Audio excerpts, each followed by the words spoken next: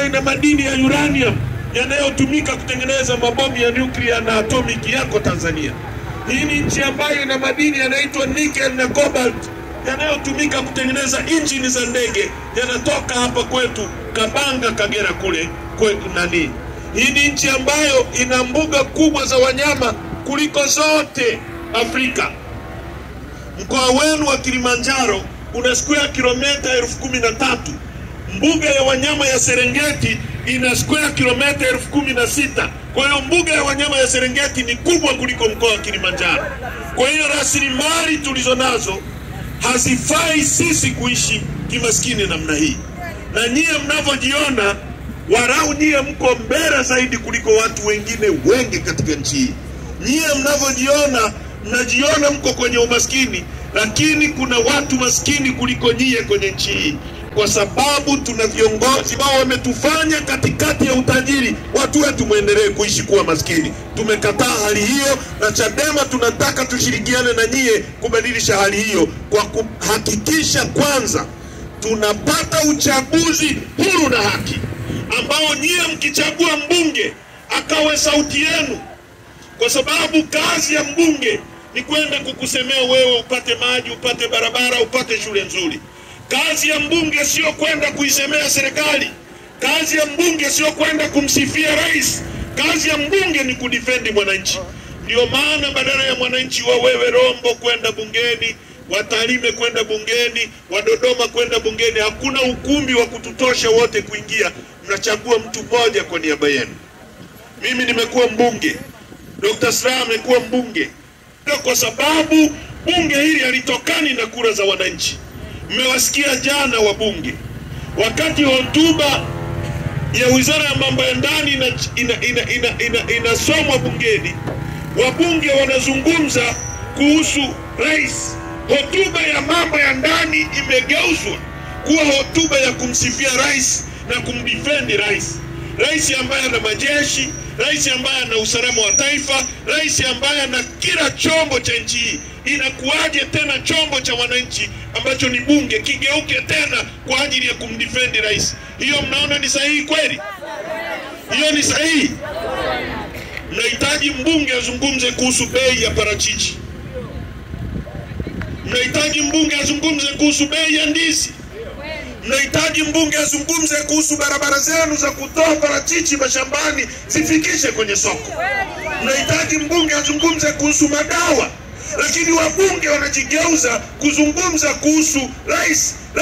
Rais akivaa kiremba kizuri cha rais, tunampongeza rais kwa kiremba. Rais akivaa viatu vizuri, tunampongeza rais kwa viatu vizuri. Rais akikohoa, tunashukuru rais ametuletea kikohozi. Mvua ikinyesha Rombo, tunashukuru mama ametuletea mvua. Kana kwamba kabla ya huyu mama mvua ilikuwa inyeshe hapa. Sasa hayo mambo hayakubaliki watu wa Rombo. Na haya mambo yanafanyika hivi kwa sababu hatuna tume huru ya uchaguzi. Kwa sababu wabunge na madiwani hawawajibiki kwenu, wanawajibika kwa serikali. Ndio maana Chadema tumesema ifanyike kwanza mabadiliko ya sheria ili tushindane kwenye uwanja unaolingana. Nyie mnasemaje watu wa Rombo? Nyie mnasemaje? Watu wa Tarakea nyie mnasemaje? Baraza la Maaskofu Katoliki limeunga mkono hoja ya Chadema kwamba kufanyike kwanza mabadiliko. KKT imeunga mkono kwamba tubadilishe kwanza sheria. Shura maimamu imeunga mkono kwamba tubadilishe kwanza sheria.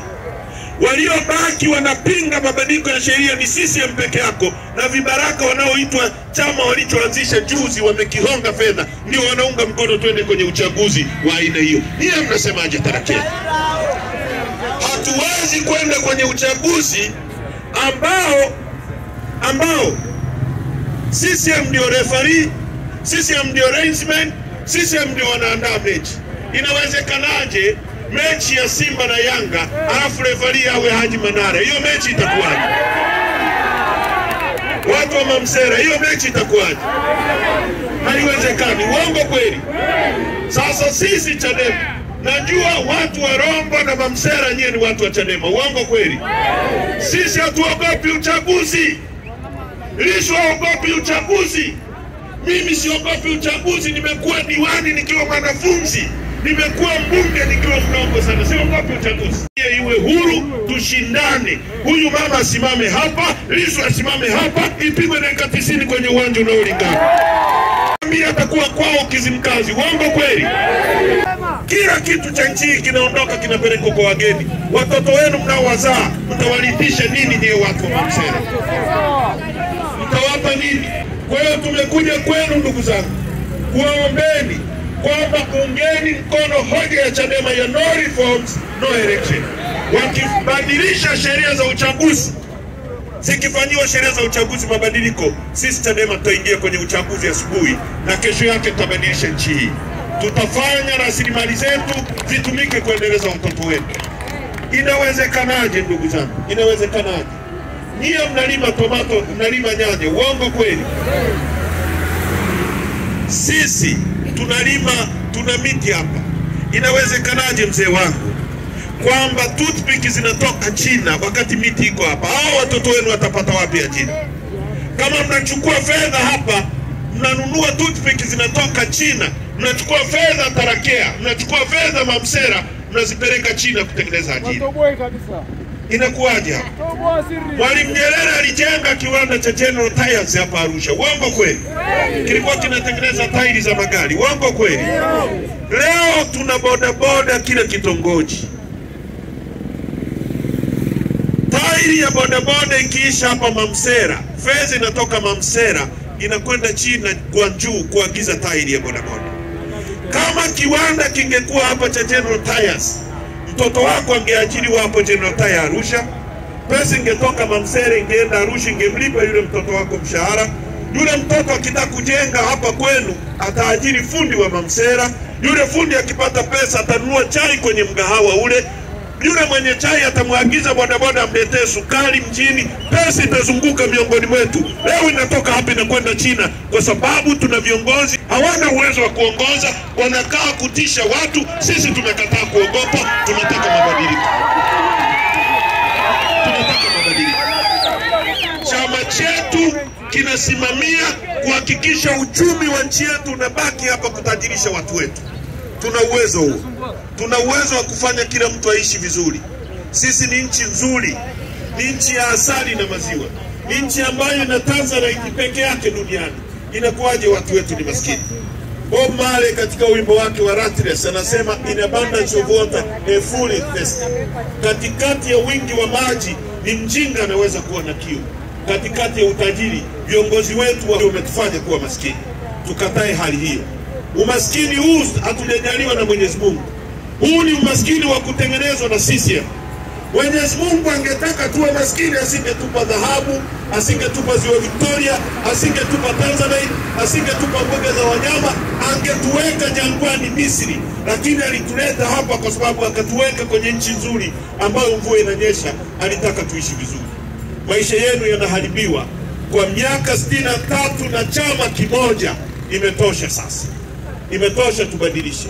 Tunataka sheria ambazo zitaruhusu hata Chadema tukiingia madarakani, tusipotekeleza yale tunayowaambia, muwe na uwezo wa kutupiga chini na kuweka mtu mwingine. Mnajua jirani zenu Kenya walivyofanya mabadiliko.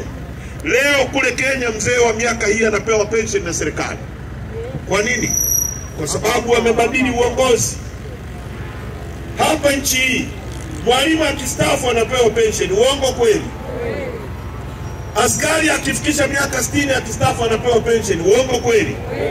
Mimi nilipokuwa mbunge nimefanya miaka 5, nilipomaliza nikapewa milioni 272 pension. Uongo kweli? Lakini mama anayelima hapa parachichi au anayelima ndizi zikitoka hapa ndio askari anakula ili abaki ofisini. Fundi anayemjengea askari, kwa sababu askari ajengi, yeye akitimiza miaka 60 anapewa nini? Kwa sababu asingekuwepo huyo fundi, askari asingekaa kazini. Uongo kweli? Mkulima anayelima ndizi asingekuwepo, mwalimu angeshinda na njaa, asingefundisha. Uongo kweli? Ndio maana Chadema tunasema kila mtu analitumikia taifa hili. Mkulima anayelima naye analitumikia taifa, askari analitumikia taifa, bodaboda analitumikia taifa. Chadema tumesema tukipewa nchi hii, kila mtu atakayetimiza miaka 60 tutamlipa pension, kwa sababu na yeye amehusika katika kujenga nchi hii.